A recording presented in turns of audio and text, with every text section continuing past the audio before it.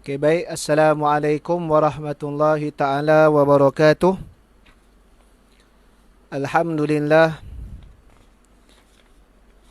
Alhamdulillahi rabbil alamin. Wassalatu wassalamu ala ashrafil anbiya'i wal mursalin. Wa ala alihi wa ashabihi ajma'in.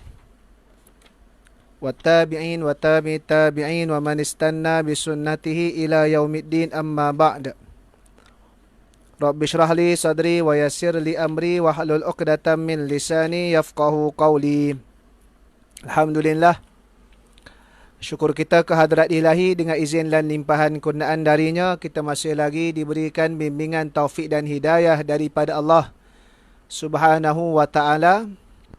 Dan pada malam ni kita sambung lagi berkenaan dengan pengajian kitab Ayyuhal Walad, karangan Al-Imam Al-Ghazali rahimahullahu ta'ala, Hujjatul Islam. Di dalam kitab ini menghimpunkan 25 nasihat Al-Imam Al-Ghazali rahimahullahu ta'ala. Dan malam ni malam yang ke-8. Kita bermula daripada 2 April baru-baru ni. Jadi satu malam 2 nasihat, dan malam ni kita akan sambung kepada nasihat yang ke-5 dan juga nasihat yang ke-15. Dan juga nasihat yang ke-16. Malam ni kedua-dua nasihat, nasihat yang ke-15 dan nasihat yang ke-16 ni panjang-panjang semua. Jadi ajak sikit masa, tak apa, boleh sebelum PKP pun, masuk waktu isyak memang kita lajak sikit. Jadi malam ni kita lajak sikit lah agaknya, sebab panjang nasihat yang ke-15 dan nasihat yang ke-16 ni. Baik Tapi alhamdulillah, mudah-mudahan banyak manfaat yang kita dapat, sebab kalam orang-orang yang soleh ini, semuanya insya-Allah Allah Taala bimbing mereka dalam keadaan yang baik-baik. Sahabat yang dah bersama secara langsung ataupun dalam talian ini, boleh minta tolong sama-sama sebar-sebarkan pautan ini ke kenalan individu serta kumpulan-kumpulan di Facebook dan juga kumpulan-kumpulan WhatsApp yang kita ada, bagi kita menyemarakkan lagi pengajian kuliah Maghrib. Tak dengar ke? Suara okey? Kalau tak okey, lain apa, suara tak clear, boleh maklum balas. Kita akan check lah. Okey, baik kalau audio suara tak jelas, boleh maklum. Tak keluar, bagi tahu. Boleh kita semarakkan lagi dengan kita, tolong sama-sama sebarkan, kongsi. Dan juga boleh kongsilah di media sosial masing-masing. Mudah-mudahan masa kita di antara selang Maghrib dan Isyak ni diisi dengan pengajian agama insya-Allah. Dan diucapkan tadi kepada mereka yang ada yang berpuasa, berbuka puasa, mengambil sempena dengan hari putih, 15 hari bulan Sya'ban, dan juga sempena dengan hari Khamis, yang memang menjadi puasa sunat, yang di antara yang diamalkan oleh junjungan mulia baginda Muhammad sallallahu alaihi wasallam. Baik.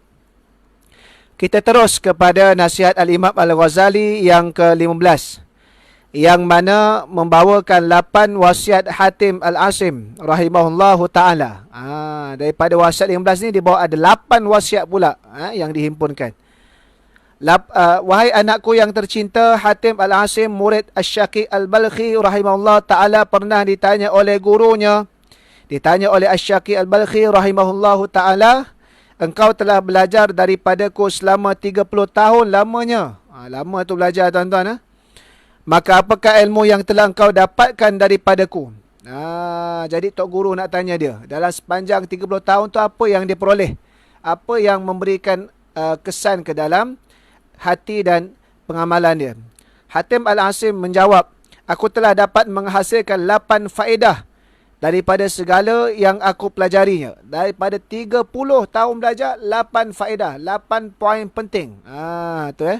Pada hemat saya, 8 faedah ini sudah memadai untukku, kerana aku mengharapkan padanya keselamatan dan kesejahteraanku pada hari kiamat nanti. Jadi apa 8 perkara yang disimpulkan oleh Hatim tadi? Lalu Syaqiq berkata, yakni Tok Guru dia, apa dia 8 faedah itu? Maka Hatim Al-Asim menjawab, 8 faedah itu ialah, faedah pertama, sesungguhnya aku telah melihat kepada makhluk-makhluk yang ada di dunia ini. Lalu aku mendapati bagi setiap makhluk ini mesti ada sesuatu yang dikasihinya dan diasyikinya, yakni yang dirinduinya, hati dia merasai rinduinya. Dan aku melihat pula bahawa ada sebahagian daripada sesuatu yang dikasihi itu hanya menemani kekasihnya sehingga sampai ia sakit sahaja. Dan ada pula yang sentiasa menemaninya sehingga ke dalam kubur, manakala yang lainnya akan terus balik dan tidak mau untuk bersama-sama dengan kekasihnya di dalam kubur. Ia akan membiarkan kekasihnya tinggal seorang diri di dalam kubur. Lalu aku terus berfikir dan akhirnya aku membuat kesimpulan bahawa sebaik-baik kekasih itu ialah kekasih yang setia mengiringi kekasihnya ke dalam kubur dan menjadi penghibur dan teman setia walaupun dalam kubur. Dan tidak ada kekasih yang bersedia untuk berbuat demikian selain daripada amalan yang soleh. Yang akan teman kita sampai ke dalam liang lahat, sampai ke alam berpindah alam barzah hanyalah amalan soleh. Sebab apa? Sebab harta benda takkan masuk ke dalam lubang kubur, tak boleh bawa ke alam barzah. Harta yang dimiliki sebaik saja seseorang itu meninggal akan dibahagikan, diagihkan mengikut faraid. Tak, isteri, suami, pasangan, anak-anak semua sampai ke tanah perkuburan saja. Kemudian dia balik, dia tak masuk sekali dalam lubang kubur. Kan?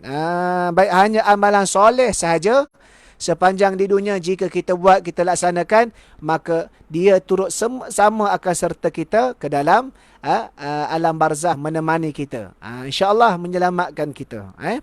Maka aku terus ini sebagai teman dan kekasihku, supaya ia dapat menerangi kuburku dan menghibur hatiku, dan sudah pasti ia tidak akan meninggalkan aku duduk bersendirian. Jadi faedah yang pertama iaitulah kena perbanyakkan amalan soleh, kerana amalan-amalan soleh itulah yang akan mengiringi kita sehingga ke dalam lubang kubur, yang akan menjadi peneman kita di dalam lubang kubur, yang akan membantu dan juga menjadi pelindung kita, insya-Allah, mudah-mudahan daripada pertanyaan munkar dan nakir, agak mudah-mudahan dapat jawab dalam keadaan yang selamat.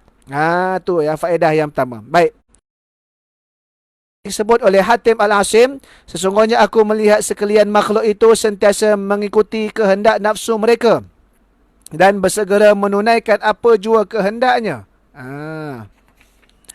Lalu aku memikirkan firman Allah Subhanahu wa taala yang berbunyi, A'udzubillahi minasyaitonirrajim. Wa amma man khafa maqama rabbih wa nahan nafsa 'anil hawa fa innal jannata hiyal ma'wa. Surah An-Nazil. Itu maksudnya, dan adapun orang yang takut akan berdiri di hadapan Tuhannya dan menahan nafsunya daripada kehendak-kehendaknya, maka orang itu akan dijadikan baginya syurga itu sebagai tempat tinggalnya. Orang takut kepada Allah dan yang tidak tunduk kepada nafsu, orang yang macam ni, tempat tinggal dia di dalam syurga. Maka daripada pemikiranku terhadap ayat ini, yakni surah An-Nazi'at ayat 40-41 itu, maka timbul satu keyakinan di dalam hatiku bahawa Al-Quran itu adalah benar dan nafsu itu mesti dimusuhi. Yakni jangan kita turut dan kita perhambakan diri kepada nafsu. Lalu aku pun menjadikannya sebagai musuh dan aku berjuang menentangnya, yakni bermujahadah ke atas nafsu. Dan aku tidak memanjakannya sehingga ia tunduk kepada aku dan merasa puas hati dengan tugasnya untuk taat dan beribadah akan Allah Subhanahu wa taala. Jadi faedah yang kedua, kita mesti turut Quran, jangan turut nafsu. Adapun nafsu mesti kita mujahadah, kita tarbiyah, kita bersihkan dia biar dia tunduk untuk buat ketaatan kepada Allah. Ini poin dia yang kedua, hidup kita di dunia ni. Faedah yang ketiga, sesungguhnya aku melihat setiap orang berusaha untuk menghimpunkan harta benda dunia ini sebanyak-banyaknya. Kemudian lalu ia menahannya dan tidak mahu mendermakannya.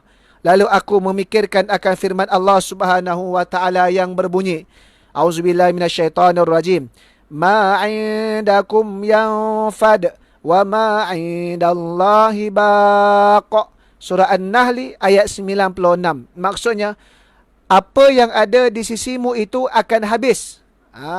Dan pahala yang ada di sisi Allah itu adalah kekal. Dunia ni tak kekal, akan habis. Harta sebanyak mana jika kita guna berkurangan.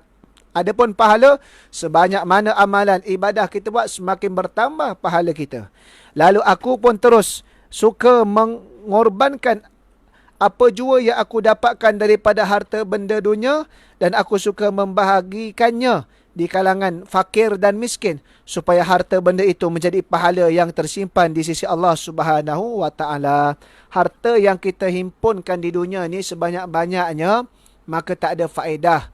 Yang jadi faedahnya apabila harta itu digunakan, diagihkan, diuruskan, dibelanjakan, dimanfaatkan mengikut perintah Allah. Infaknya, zakatnya, sedekah jariahnya, bagi hadiahnya, macam sekarang tempoh PKP. Bagaimana saudara se-Islam kita, masyarakat kita, jiran-jiran kita, kaum kerabat kita yang susah, kita bantu mereka sebahagian. Yang tak susah pun kita bagi juga, kerana mereka orang yang kuat berkorban, berasa di barisan hadapan. Sekalipun tak bagi kepada mereka wang tunai, belanjakan, bagi kepada mereka makanan. Sekalipun tak bagi apa wang tunai dan makanan, kita belikan alatan-alatan, barang-barang yang diperlukan untuk tugasan mereka tadi tu. Mudah-mudahan ada banyak manfaat dan pahala tadi. Kalau hanya simpan semata-mata, dia tak ada apa-apa. Baik. Jadi poin yang ketiganya, bahawasanya harta itu tidak ada apa-apa di dunia ini, melainkan apabila ia dibelanjakan mengikut ajaran Islam tadi. Faedah yang keempat, sesungguhnya aku melihat sebahagian daripada makhluk ini ada yang menyangka bahawa kemuliaan dan keagungannya itu adalah terletak pada banyaknya kaum dan pengikutnya. Nak jadi mulia ni nak dilihat pada banyak followers, pengikut, kan? Jadi ada yang menyangka demikian. Lalu ia tertipu dengan cara berfikirnya ini, dan ada pula sebahagian daripada mereka yang menyangka bahawa kemuliaan dan keagungan itu terletak pada banyaknya harta benda dan anak buah, lalu ia merasa sombong dengan yang demikian itu. Bahkan ada pula yang menyangka bahawa kemuliaan dan keagungan itu berpunca daripada kemampuan merampas hak orang lain dan menzalimi mereka serta menumpahkan darah-darah mereka. Dan ada juga yang menyangka bahawa kemuliaan dan keagungan itu berpunca daripada banyak membuang-buang harta dan melakukan pembaziran dan keterlaluan dalam berbelanja, bermegah-megah, kan? Lalu aku memikirkan firman Allah Subhanahu wa taala yang berbunyi, Inna akramakum indallahi atqakum. Surah Al-Hujurat ayat yang ke-13. Maksudnya, sesungguhnya orang yang paling mulia di sisi Allah Ta'ala itu ialah orang yang paling tinggi takwanya. Maka aku pun memilih jalan takwa untuk mendapat kemuliaan, dan aku yakin dengan sepenuh hati bahawa apa yang disebutkan di dalam Al-Quran itu benar, dan sangkaan-sangkaan mereka yang saya sebutkan tadi semua adalah batil dan palsu belaka.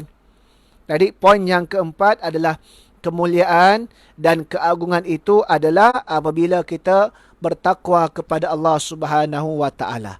Keagungan, kemuliaan bukanlah pada tinggi pangkat kita, banyaknya pengikut kita, besarnya pengaruh kita, bertimbunnya harta kita yang mewah, ramainya anak buah dan apa kita panggil orang-orang kita, itu bukan. Yang mana menjadi kemuliaan seseorang itu diukur di dalam Islam adalah apabila dia bertakwa kepada Allah. Semakin tinggi takwa dia, semakin tinggi kemuliaan dia berbanding dengan sekalian manusia yang lain. Maka itulah poin yang keempat.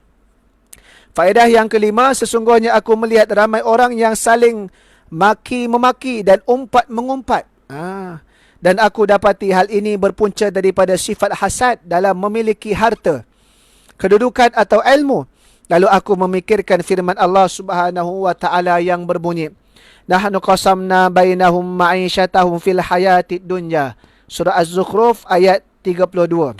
Maksudnya, dan sesungguhnya kamilah yang membahagikan segala sumber kehidupan mereka di atas dunia ini, maka aku pun faham bahawa pembahagian segala nikmat itu adalah daripada Allah Ta'ala sejak daripada alam azali lagi. Oleh kerana itu aku tidak pernah hasad akan sesiapa dan aku merasa puas hati dengan pembahagian yang telah dilaksanakan oleh Allah Subhanahu wa Ta'ala. Poin yang kelima adalah kita berbaik sangka pada ketentuan Allah dan jangan kita iri hati terhadap orang lain. Nah, jangan ada hasad. Kerana hasad tadi itu boleh menyebabkan masalah pergaduhan, pembunuhan, fitnah memfitnah, umpat mengumpat, hina maki memaki dan seumpamanya. Sebab kerana timbul hasad sahaja. Jadi kalau kita ni berlapang dada, tenangkan hati, setiap orang telah diberikan ketentuannya sendiri. Adapun kita hanya disuruh untuk wajib berusaha. Rezeki tak pernah salah alamat orang kata kan. Jadi kalau kita faham ketentuan qada dan qadar tadi tu, hati kita tenang dan kita tidak akan tertipu oleh syaitan ataupun iblis sehingga menyebabkan kita hasad. Yang akhir sekali perasaan sifat hasad tadi itu akan memakan segala kebaikan-kebaikan kita. Itu antara yang gambaran disebutkan oleh Nabi SAW dalam surah dalam sebuah hadis. Faedah yang keenam, sesungguhnya aku melihat manusia ini satu sama lain saling bermusuh-musuhan kerana ada suatu tujuan atau suatu sebab. Lalu aku memikirkan firman Allah Subhanahu wa Ta'ala yang berbunyi, Inna syaitana lakum aduwwun fattakhidhuhu aduwwa. Surah Fatir ayat yang keenam. Maksudnya sesungguhnya syaitan itu bagi kamu adalah musuh yang nyata. Kerana itu jadikanlah ia sebagai musuh. Jangan buat syaitan ni sebagai kawan pula, tak boleh. Haram.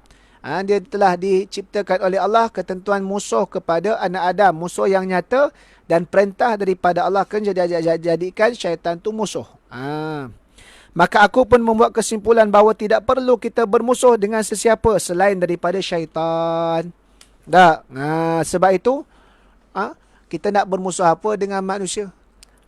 Ketujuan kita berdakwah mengajak mereka kepada Islam. Adapun manusia yang membenci kepada Islam, membenci kepada alim ulama, menghina alim ulama, memusuhi akan kebenaran Islam, mereka hakikatnya mereka telah berkawan dengan syaitan dan mereka memusuhi Islam terbalik. Sedangkan kita ni yang perlu musuh adalah bermusuh dengan syaitan dengan maksud jangan terikut dengan sebarang ajakan dan jangan terpengaruh dengan sebarang tipu daya yang telah diwaswaskan ke dalam hati kita. Jangan ikut walaupun satu. Baik. Faedah yang ketujuh, sesungguhnya aku melihat setiap orang bersungguh dan berusaha dengan sepenuh tenaga untuk mencari makan dan sumber kehidupan dan terkadang ia terpaksa mengambil yang syubhah dan yang haram. Sampai syubhah pun tibai, haram pun tibai. Ini tak boleh lah. Sebab kita ada batasan dosa dan pahala. Yang mendatangkan apa sahaja dosa mesti kita tinggalkan sejauh-jauhnya. Ia terpaksa menjual harga dirinya dan air mukanya. Lalu aku memikirkan firman Allah Subhanahu wa Ta'ala yang berbunyi, wa ma min dabbatin fil ardi illa 'alallahi rizquha. Surah Hud ayat yang ke-6. Maksudnya, dan tidak ada daripada suatu yang melata di atas muka bumi ini kecuali rezekinya telah dijamin oleh Allah Subhanahu wa Ta'ala. Maka aku pun mengetahui bahawasanya rezekiku di tangan, yakni di bawah kekuasaan Allah dan telah dijamin oleh Allah Ta'ala. Lalu aku hanya sibuk mengerjakan ibadah kepadanya dan aku putuskan segala harapanku dengan selain daripadanya. Maksud kata, kalau kita bimbang sangat bab rezeki ni telah ditetapkan oleh Allah. Sejak daripada, kalau dalam satu hadis Nabi itu, sejak ditiupkan roh, wayang fuhu fihi roh, wa yu'maru bikatbi arba'i kalimatin.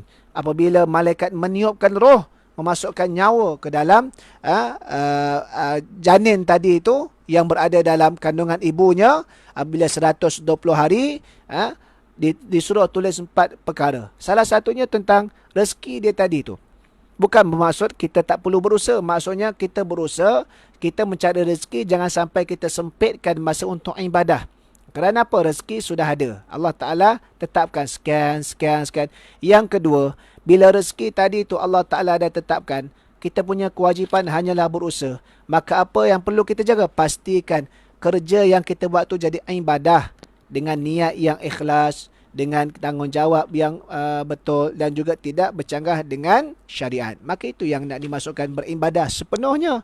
Dalam bab ibadah, maka jelas kita panggil ibadah tersebut. Maka dalam bab urusan dunia, jadikan dia sebagai ubudiyah, pengabdian diri kepada Allah Subhanahu Wa Taala. Jadi sekalipun kita memang bekerja makan gaji, cari untung dalam perniagaan, dapatkan perkhidmatan dalam tawaran yang kita berikan untuk mendapat sumber rezeki, maka kita dapat pahala. Kerana apa? Niat yang betul, tanggungjawab yang diberikan dan juga perkara-perkara yang tidak bercanggah dengan syariat. Maka yang paling penting, jangan risau tentang bab rezeki. Yang perlu kita risau, adakah amalan kita itu menepati kehendak syarak ataupun kita bercanggah dengan syarak. Baik. Dan faedah yang terakhir, faedah yang ke-8, disebutkan oleh Hatim Al-Asim. Sesungguhnya aku melihat setiap orang ada memiliki sesuatu yang menjadi pegangannya. Sebagian mereka menjadikan dinar dan dirham sebagai pegangannya.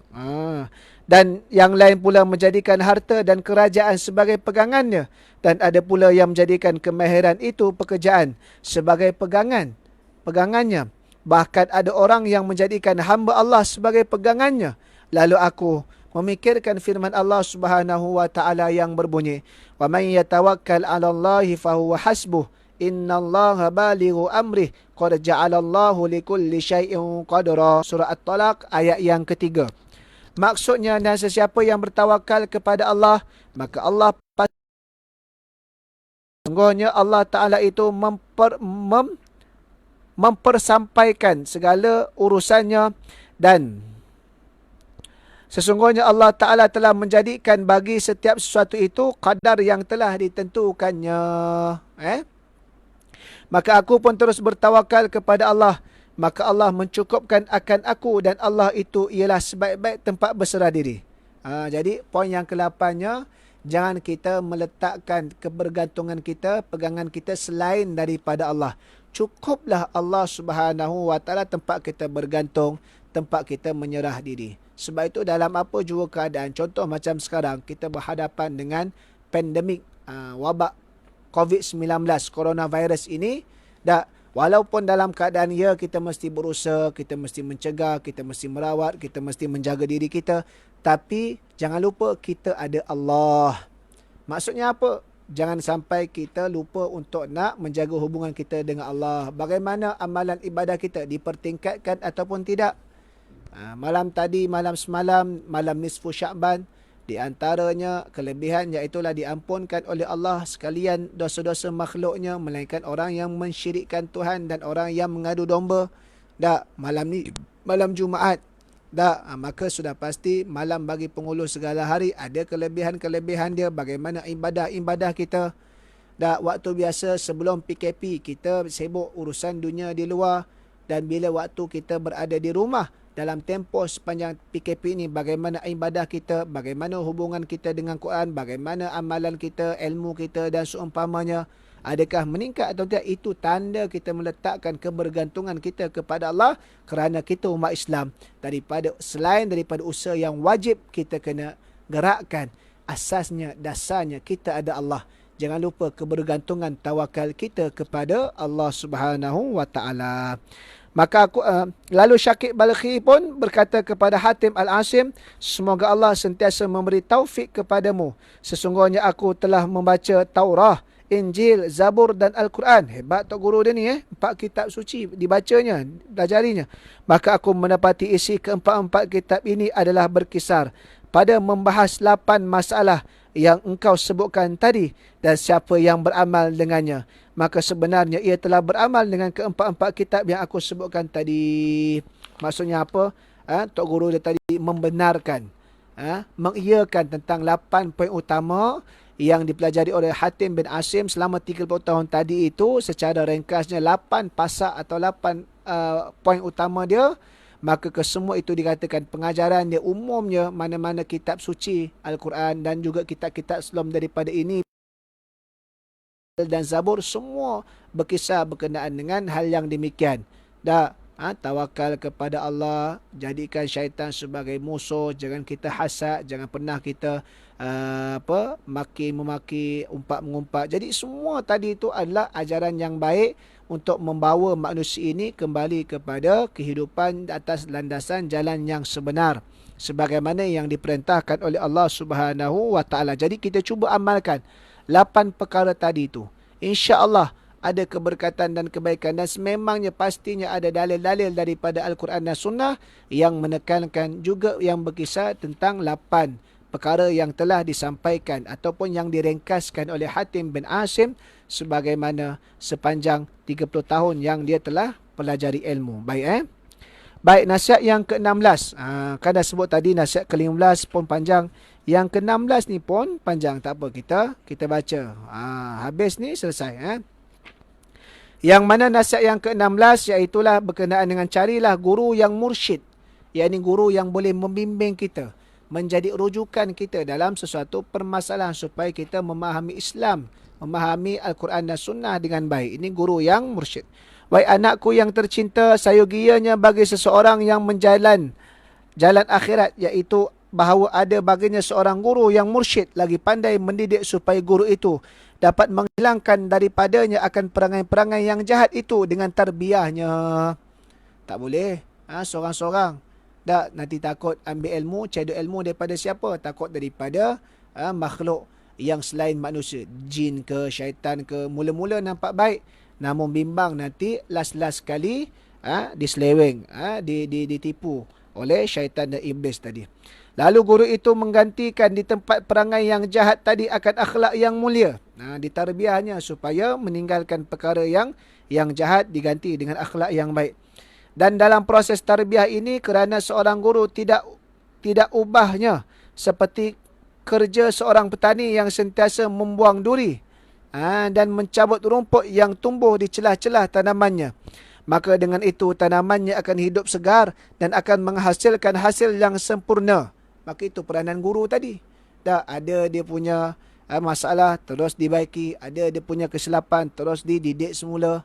Supaya apa? Senantiasa anak murid dia tadi itu berada di atas jalan yang sebenar dan yang terbaik.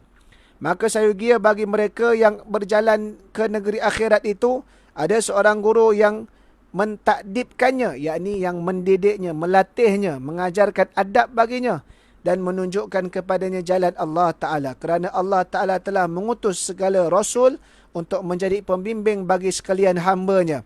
Dan apabila para rasul ini telah meninggal dunia, sudah pasti Allah Ta'ala akan menjadikan bagi mereka akan khulafa, yakni pengganti-pengganti, pewaris, pengganti yang meneruskan tugas mereka untuk memberikan bimbingan ke jalan Allah Subhanahu wa Ta'ala. Dan sifat-sifat seorang guru mursyid yang layak menggantikan Rasulullah sallallahu alaihi wasallam itu ialah bahawa ia seorang yang benar-benar alim. Bukan orang yang main sentimen ikut rasa, tak, benar-benar alim. Tetapi bukan semua orang yang alim layak menjadi pengganti kepada Rasulullah sallallahu alaihi wasallam. Ialah kalau sekadar tahu alim tapi tak beramal, tak boleh juga. Dah ni disebutkan awal-awal dalam nasihat yang sebelum ni lah. Dan sekarang ini aku sebutkan sifat-sifat guru yang mursyid secara ringkas, supaya mudah seseorang itu mengaku bahawa dirinya adalah seorang guru yang mursyid. Sifat-sifat itu ialah: pertama, seorang guru yang berpaling daripada mencintai dunia dan mencintai pangkat. Ini sifat yang pertama. Bukan mereka yang hubbud dunia ataupun nak cari pangkat, kemasyhuran dari sudut pandangan manusia. Yang kedua, sifatnya beliau telah berguru dengan gurunya yang mursyid yang banyak mengetahui tentang segala halnya. Dia sebelum jadi guru, dia pun ada guru mursyid yang membimbing dia. Dan gurunya yang mursyid itu juga telah berguru dengan seorang guru yang mursyid sebelumnya. Begitulah seterusnya wujud silsilah guru yang mursyid ini sehingga sampai kepada penghulu sekalian Rasul Nabi Muhammad sallallahu alaihi wasallam. Maksudnya dia ni memang mendapat silsilah, rantaian didikan guru yang mursyid. Dia daripada gurunya, gurunya mendapat daripada gurunya, gurunya daripada gurunya, yang memang manhaj tarbiyahnya itu sampai kepada Nabi sallallahu alaihi wasallam. Yang ketiga, beliau ialah seorang guru yang benar-benar telah berjaya dalam mendidik dirinya dengan menyedikitkan makan, sedikit bercakap-cakap, sedikit tidur dan banyak solat, banyak bersedekah dan juga banyak berpuasa. Ini amalan seorang guru yang mursyid tadi tu. Sikit makan. Kita ni beza, sikit-sikit makan. Tak, sikit tidur. Kerana apa? Solat malam, ibadah malam, dan lain-lain lagi lah. Sifat yang keempat, beliau dengan sebab berguru dengan gurunya yang mursyid tadi, telah mampu menjadikan akhlak yang mulia sebagai cara hidupnya, seperti sabar, solat, syukur, tawakal, yakin, qanaah, iaitu merasa cukup dengan yang ada, tenang jiwa, penyantun, tawaduk, banyak ilmu, benar malu, menyempurnakan janji. Kalau orang yang cakap belawak, khianat janji, tak layak jadi mursyid ni. Dah. Tenang pendirian, tenang pembawaan, berhati-hati dalam segala urusan dan sebagainya. Dan apabila ia telah bersifat dengan sifat yang mulia ini, maka sebenarnya ia adalah nur daripada anwar Nabi Muhammad sallallahu alaihi wasallam. Maksudnya dia memang berada di dalam suluhan bimbingan Nabi sallallahu alaihi wasallam, kehidupan dia tadi dah yang layak untuk diikuti. Tetapi kewujudan guru yang mempunyai sifat-sifat ini sangat jarang sekali. Lebih sukar wujudnya daripada belerang yang merah. Maksud belerang yang merah tu, yang halus tu, payah nak nampak. Kalau guru mursyid lagi payah nak nampak. Ini perumpamaan Al-Imam Ghazali. Ni Al-Imam Ghazali ni tahun bila ni? Tahun waktu ni banyak ulama-ulama wali-waliullah yang besar pun dia katakan masih lagi kurang, tak ramai. Apatah lagi zaman kita ni tuan-tuan. Lagi susah, lagi payah nak memiliki guru yang mursyid tadi tu. Bukan mudah. Dan sesiapa yang telah mendapat habuan baik, lalu ia bertemu dengan syekh yang mursyid ini, dan pihak syekh pula bersedia untuk membimbingnya, maka hendaklah ia benar-benar menjaga adab-adab terhadapnya, sama ada yang zahir atau ada yang batin. Guru menjaga adabnya, murid menjaga adabnya, maka menghasilkan satu sinergi pentarbiahan yang melahirkan generasi yang benar-benar berjalan di atas landasan yang dilalui oleh Nabi Muhammad sallallahu alaihi wasallam tadi tu. Adapun ada adab yang zahir itu ialah, pertama, bahawa ia jangan sama sekali bertengkar dengannya, jangan bertengkar dengan guru, dan jangan pula suka berhujah melawannya pada apa jua masalah walaupun ia mengetahui salahnya pada zahir. Kena ada respect, kena ada hormat. Tak boleh nak kita panggil bertengkar secara langsung macam tu. Maka nanti dia akan maksudnya kurang penghormatan. Sekarang ni nak tengok generasi yang hormat guru pun kadang-kala ada yang generasi yang menghina, menghardik guru tadi tu. Itu pun satu hal juga. Kedua, jangan ia bersegera meletakkan kain sejadah di hadapannya kecuali pada waktu hendak menunaikan solat, dan apabila ia telah selesai solat maka hendaklah ia segera mengangkatnya. Maksudnya apa? Jangan nak suruh sibuk semayang. Kerana apa? Mungkin kerana guru mursyid tadi itu ibadahnya fleksibel. Mungkin dalam fokus dia bab ilmu lebih. Macam Al-Imam Asy-Syafi'i bahagikan malam kepada 3. Kan? Bukan sekadar tidur, rehat ataupun dengan ibadah malam. Tapi satu lagi dibahagikan juga kepada ilmu. Menunjukkan selain daripada ibadah semayang, sunat itu, dia juga ada ibadah-ibadah yang lain. Maka jangan diganggu waktu dia melaksanakan ilmu dia tadi itu. Ini pun satu hal. Ketiga, jangan ia memperbanyak solat sunat di hadapannya. Jangan banyak solat sunat hadapannya. Buat solat sunat ni dalam keadaan yang sendirian lebih baik. Melainkan pada program-program yang yang ada program berjemaah lah. Tapi kalau yang kita panggil yang tidak ada program untuk secara ramainya, buat secara sendirian tadi adalah yang baik. Supaya apa? Supaya tak ganggu fokus. Yang keempat, hendaklah ia mengamalkan apa-apa yang disuruh oleh syekhnya dengan kadar kemampuannya. Buat apa yang disuruh, sebagai satu tarbiyah daripada seorang guru kepada murid. Mungkin sekalipun dia suruh kita menyapu sampah, maka itu pun salah satu daripada tarbiyah. Tarbiyahnya apa? Menjaga kebersihan. Kerana kebersihan itu juga adalah dipandang di dalam konteks keimanan. Baik. Adapun ada adab yang batin pula, iaitu nak habis dah. Pertama, segala sesuatu yang ia dengar daripada syekhnya dan telah diterimanya pada zahir, maka jangan sekali-kali ia mengingkarinya pada batinnya. Jangan pada perbuatan dan jangan pula pada perkataan, supaya ia terselamat daripada tanda orang yang munafik dan seandainya ia tidak dapat berbuat demikian, maka sebaiknya ia tinggalkan sahaja gurunya itu sehingga sampai suatu masa ia dapat menyamakan batin dengan zahirnya. Jadi apa namanya, jangan hanya pada zahir saja cakap ya ya, tapi di belakang cakap lain. Dia tak dapat nak melatih adab dalam diri dia. Dia buat apa yang gurunya suruh, tapi hatinya membentak ataupun memberontak, bahkan mengata macam-macam dalam hati. Kalau macam ni tak jadi, kerana adab batin tadi tu masih lagi belum dijaga dengan baik. Dan yang kedua, adab-adab yang batin pula ialah hendaklah ia menjauhi daripada bersahabat dengan orang yang jahat, supaya ia dapat mengosongkan lembaran hatinya daripada segala perhubungan dan pengaruh syaitan, jin dan juga syaitan manusia. Maka dengan itu akan suci hatinya daripada kekotoran syaitan, dan walau bagaimanapun ia mesti memilih kefakiran daripada kekayaan. Bukan suruh jadi fakir terus.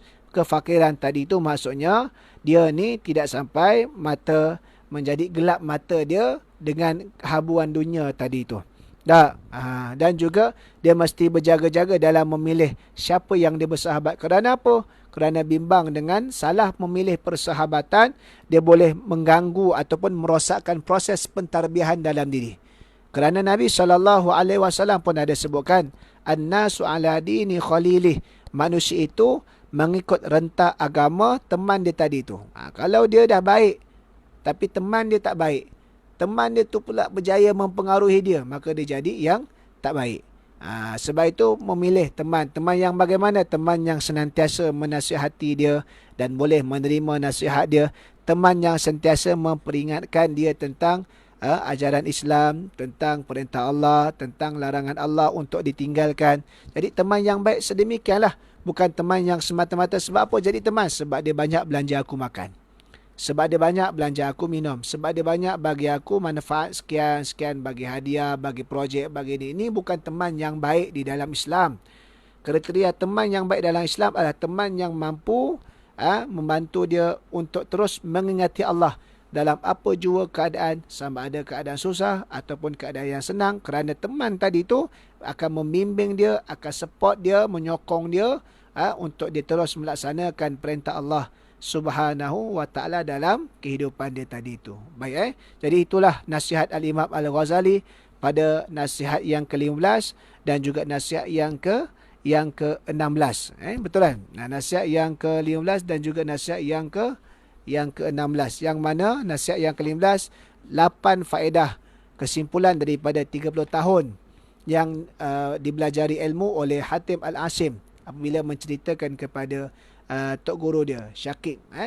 Dan yang nasihat yang ke-16 iaitulah kita hendaklah memilih guru yang mursyid, yang boleh membimbing kita untuk menunjukkan jalan ke akhirat, jalan kebahagiaan dan kesejahteraan di dunia dan di akhirat. Guru yang boleh membantu kita untuk kita mengenal Islam dan kita memahami Islam dengan baik. Jadi sekadar itu sajalah. Mudah-mudahan Allah Ta'ala memberkati perbincangan kita pada malam ni. Selesai pada malam yang ke-8 untuk kita kuliah maghrib secara dalam talian, yakni secara online, mengenai kitab Ayyuhal Walad karangan Al-Imam Al-Ghazali rahimahullahu ta'ala.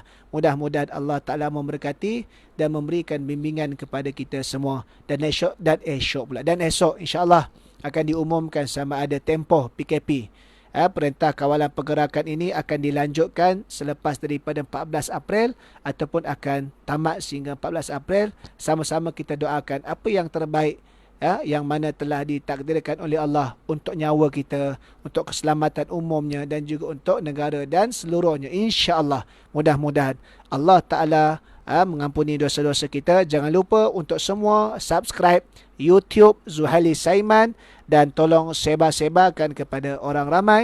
Mudah-mudahan ada manfaat kita bersama. Assalamualaikum warahmatullahi taala wabarakatuh.